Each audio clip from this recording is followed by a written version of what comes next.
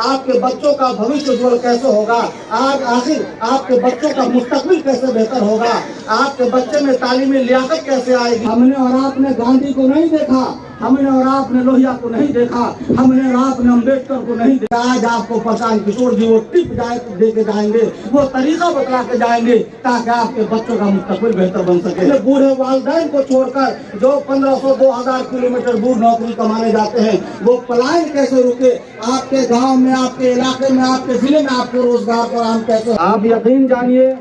कि ये आपके गांव के लिए सआदत की बात है, ये खुशी की बात है कि आज जन स्वराज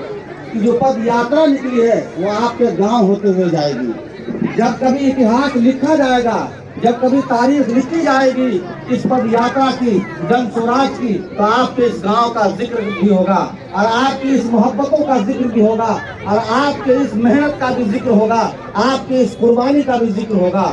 अब रही बात दोस्तों कि आखिर प्रशांत जी ये पद यात्रा क्यों कर रहे हैं, ये पद यात्रा की आवश्यकता क्यों पड़ी। जो प्रशांत किशोर एसी में बैठने वाले, हेलीकॉप्टर पे घूमने वाले, वो आज जनता के बीच क्यों हैं। तो मेरे भाइयों, मैं इतना ही कहूंगा, जब प्रशांत किशोर ने किसी नेता का हाथ थमाया तो उसको जीत की राह पर ले गए। आज प्रशांत किशोर जनता के हाथ थापने आए हैं, जनता के दुख दर्द को सुनने आए हैं। आज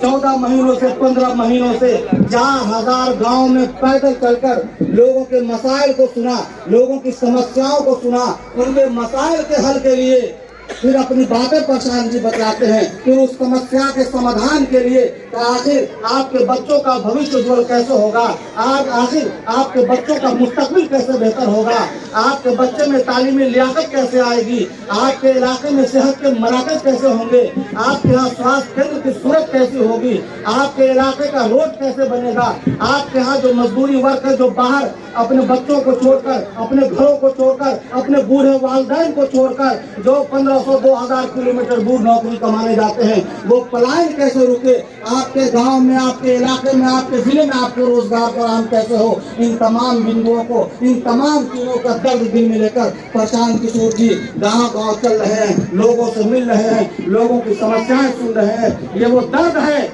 आजादी के बाद से इस धरती पर ऐसा कोई नेता नहीं पैदा हुआ जो आपकी समस्या के समाधान के लिए आपके यहाँ पैदल चलकर आया हो। आपके यहाँ वो नेता तो आए होंगे जो आपसे वोट मांगने का लालच दिए होंगे, आपसे वोट मांग कर ले गए होंगे, फिर आपको अपनी सूरत नहीं दिखाई होगी, आपकी तरक्की की बात नहीं की होगी, आपके विकास की बात नहीं की होगी। लेकिन इस भारत के इतिहास में आज ये पहली बार कोई व्यक्ति है जिसने आपकी समस्या के लिए, आपके बच्चों को उज्जवल भविष्य के लिए, आपके बेहतर माशरे के लिए, आपके इलाके की तरक्की के लिए आप तक खुद पैदल चल के आया है। इसलिए ये बात तारीख में जब लिखी जाएगी तो ये बात भी लिखी जाएगी कि जो व्यक्ति पैदल चलकर आप तक आया था, आपके घर तक आया था, आपकी समस्या को सुनने आया था, आपके मसाइल को हल करने के लिए आया था, उस व्यक्ति का आपने कितना साथ दिया। जब ये तारीख लिखी जाएगी तो मैं चाहता हूँ उस तारीख में भाइयों आपका भी नाम हो, इस गांव का भी नाम हो, यहाँ के लोगों का भी नाम हो कि जब जन स्वराज की पद यात्रा इस रास्ते से गुजरी थी,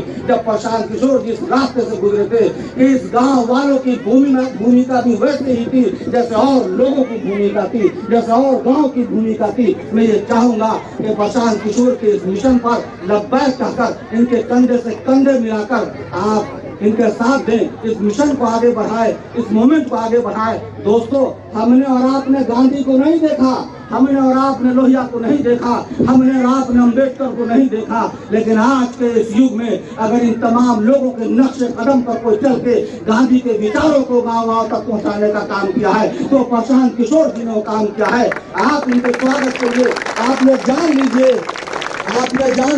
कि अब आपको अपना हक लेने के लिए किसी खौफ की जरूरत नहीं, आपको अपना हक मांगने के लिए किसी के दर के भिखारी बनने की जरूरत नहीं, बल्कि आज आपको प्रशांत किशोर जी वो टिप दे के जाएंगे, वो तरीका बतला के जाएंगे ताकि आपके बच्चों का मुस्तकबिल बेहतर बन सके। मैं अपनी बात यही कहता हूँ। बहुत बहुत शुक्रिया, धन्यवाद।